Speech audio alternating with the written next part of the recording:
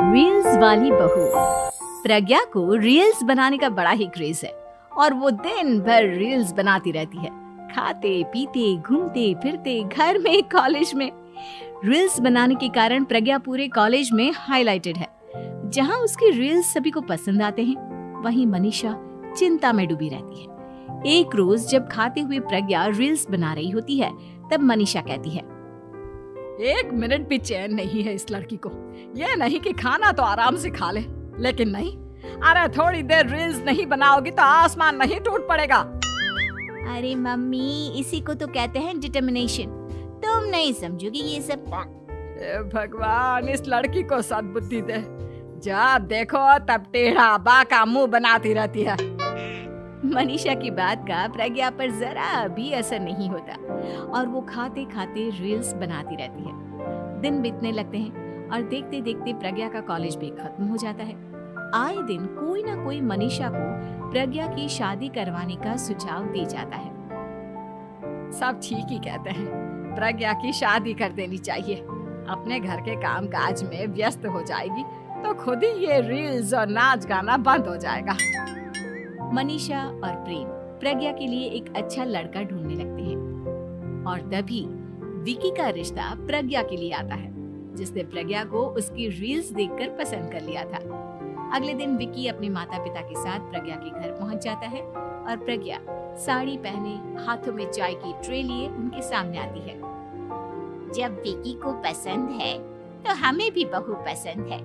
बहन जी, आप बारात की तैयारी कीजिए। एक बार लड़का लड़की अकेले में बात कर ले तो अच्छा रहेगा।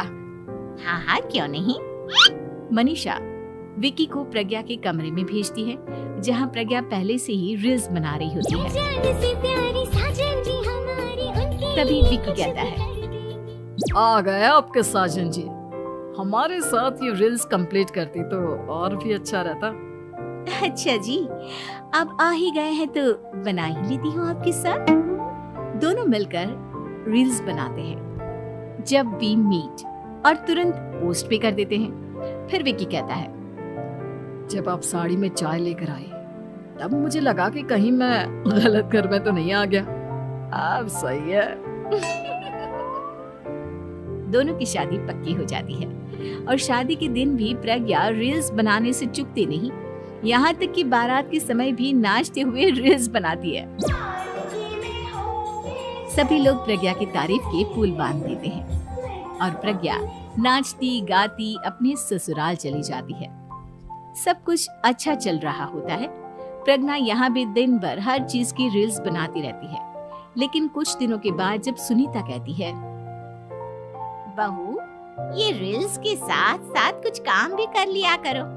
वैसे तुझे और क्या क्या बनाना आता है? मम्मी जी, वैसे तो सब कहते हैं कि मैं सब कुछ अच्छा बनाती हूँ, लेकिन मुझे लगता है कि मैं मैगी अच्छा बना लेती हूँ। हाँ, कॉफी भी अच्छा बना लेती हूँ और मुंह तो सबसे अच्छा बना लेती हूँ। हैं? अच्छा अच्छा। सुनीता अपना माथा पकड़ लेती है और कहती है, बहू, कुछ खाना बनाना भी सीख लेती। मम्मी जी, मैं लंबी प्लानिंग कर रही हूँ। जल्दी ही मैं इतनी फेमस हो जाऊंगी कि मुझे पैसे मिलने लगेंगे। हम दोनों सास बहू राज करेंगे, राज लाकर काम करेंगे और लोगों की तो लाइन लगेगी हमसे मिलने के लिए। तेरा दिमाग खराब हो गया है क्या बहू? हंसी मजाक तक ठीक है, लेकिन इस तरह घर नहीं चलते। जितना जल्दी हो इस घर के तौर तरीकों को सीख लो। प्रज्ञा मुंह घुमाकर चली जाती है और तुरंत उसी वक्त एक रील बनाती है। ये देख सुनीता का गुस्सा 7वें आसमान पर चला जाता है और विकी के घर आती ही सुनीता उसे सब कुछ बताती है। विकी भी अब प्रज्ञा की इन हरकतों से परेशान हो जाता है। तुम टेंशन मत लो मम्मा, मैं देख लूंगा। विकी कमरे में जाता है तो देखता है कि प्रज्ञा रील्स बना रही है। विकी बड़े ही प्यार से प्रज्ञा से कहता है, प्रज्ञा, इन सब के लिए मैं तुम्हें मना नहीं कर रहा हूँ, लेकिन फिर भी हर वक्त तो ये अच्छा नहीं लगता ना। समझने की कोशिश करो, मुझे भी तुम्हारा थोड़ा वक्त चाहिए। मैं जब ऑफिस से आता हूँ तो मुझे समय देने की जगह इसी में लगे रहते हो। तुम ज्यादा ही सोच रहे हो। तुम भी मेरे साथ रील्स बनाओ ना, तुम्हें भी बहुत अच्छा लगेगा। तुम्हें इज्जत से कोई बात समझ में नहीं आती क्या? दिमाग खराब हो गया है तुम्हारा इस चकाचौंध से। अगर तुमने अपना रवैया नहीं बदला तो मैं तुमसे दूर चला जाऊंगा। तुम ही रिश्ता लेकर आए थे, मुझे लड़कों की कमी नहीं थी और ना आज है। विकी दरवाजा पटक कर चला जाता है। धीरे धीरे विकी प्रज्ञा से दूर होता जाता है। एक रोज मनीषा प्रज्ञा के ससुराल उससे मिलने जाती है। तब सुनीता उससे कहती है, बहन जी, अब आई हैं तो कुछ दिन यहाँ रहकर जाइएगा, आप ही का घर है। हाँ मम्मी, बहुत दिन हो गए तुम्हारे साथ एक भी रील नहीं बनाई मैंने। प्रज्ञा तुरंत अपने फोन में रील्स ऑन कर लेती है। ये सब मुझसे नहीं होता। तेरा ये भूत अभी तक नहीं उतरा क्या? बहन जी, आप कुछ कहती नहीं क्या इसे? जब आप ही कुछ नहीं कर पाई तो मैं कर ही क्या सकती हूँ। सास तो वैसी ही बदनाम है। शाम को घर की लाइट चली जाती है और मनीषा प्रज्ञा से कहती है, मेरे घुटनों में बहुत दर्द हो रहा है, तू लाइट का कुछ इंतजाम करना बेटा। अच्छा, कैंडल जला देती हूँ मम्मा। प्रज्ञा गाते हुए कैंडल जलाती है और खिड़की के पर्दे के पास रख देती है।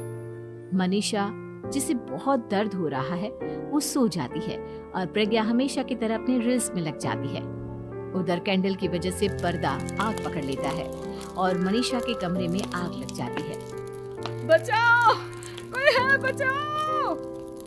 सभी भागते हैं और विकी कमरे की आग बुझाने में लग जाता है, लेकिन तब तक मनीषा आधी जल चुकी थी। मनीषा की हालत देख प्रज्ञा रोने लगती है। विकी मनीषा को तुरंत हॉस्पिटल ले जाता है और उसे एडमिट कराता है। विकी प्रज्ञा से कहता है, देख लिया ना, तुम्हारे इस नाच गाने की वजह से आज तुम्हारी माँ की जान जाते जाते रह गई। अब पता नहीं तुम और क्या चाहती हो।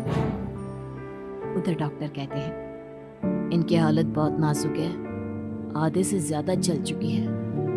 प्रज्ञा रोती हुई मंदिर में जाती है और भगवान के आगे जाकर कहती है, भगवान, मेरी माँ को ठीक कर दो। मैं कसम खाती हूँ, हाथ से ये रील्स बनाना छोड़ दूंगी। बस मुझे मेरी माँ वापस मिल जाए।